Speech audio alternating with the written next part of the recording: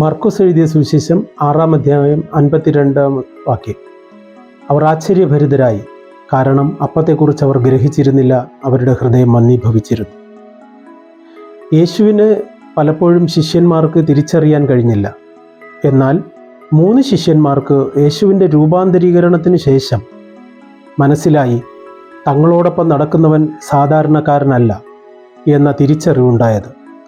രാത്രിയുടെ 4-ാം യാമത്തിൽ കടലിനു മീതെ നടന്ന് അവരുടെ അടുത്തെത്തി അവരെ കടന്നു പോകാൻ ഭാവിച്ചു. അവൻ കടലിനു മീതെ നടക്കുന്നത് കണ്ട് അതൊരു ഭൂതമായിരിക്കുമെന്ന് കരുതി.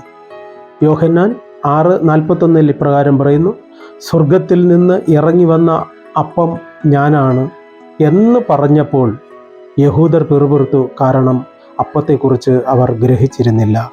ആമേൻ.